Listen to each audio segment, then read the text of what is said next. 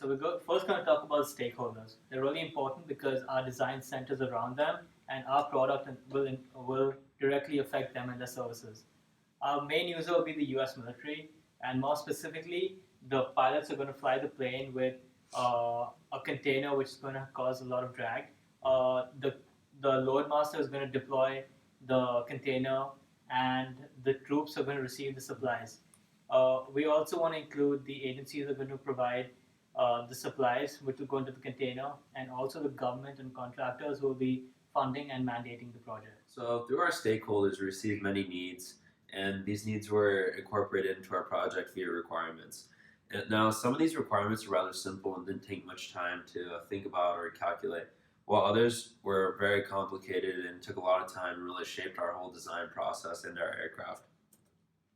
As you can see here, these are some of the key requirements for our project, and the main idea was to carry a container with these dimensions and this weight external to the aircraft and be able to drop it at a certain height without damaging the aircraft, and that's what really fueled our design process.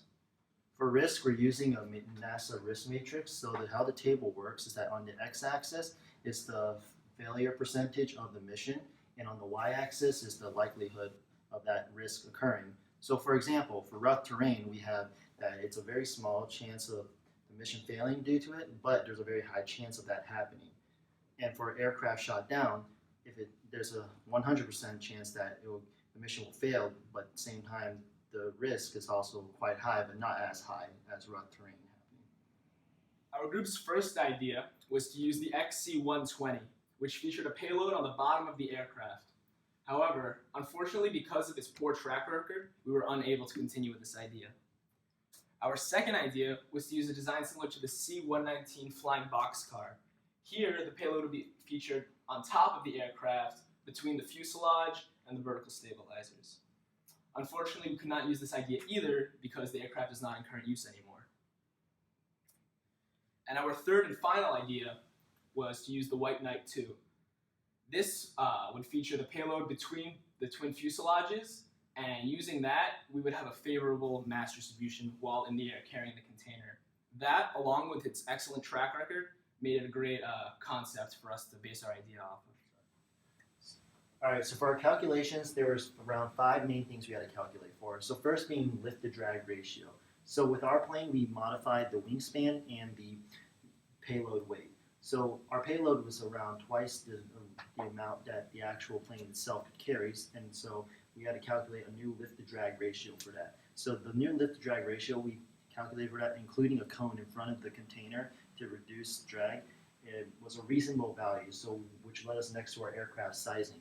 And so we used the Raymer's textbook to calculate for the max gross takeoff weight, and which gave us a weight which also seemed reasonable with our new weight and wingspan.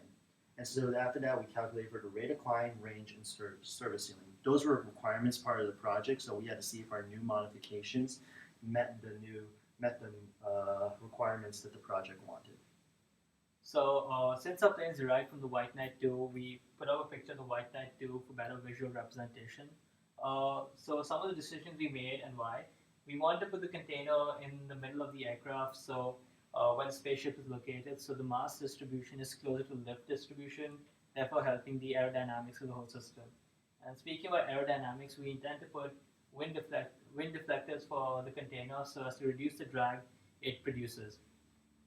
Since the container is really heavy, we need to account for more lift, and we can do that in 2 ways: to increase the wingspan and to have more powerful engines. To increase the lift generated, we also need the perfect airfoil. So we, based on our research, we shortlisted 2 airfoils, the NACA 4415 and the CH10, which both of them have a high camber percentage. Based on the lift to drag ratio, we chose the NACA 4415 as it's clearly more efficient. For our final design, we decided to increase our wingspan from 140 feet to 150 feet, and we decided to scale the rest of the aircraft using this ratio. Now, with all that extra weight, we had to replace the existing engines with 2 Pratt & Whitney JT8D 200s, and this provided the necessary thrust for our aircraft to take off with its payload.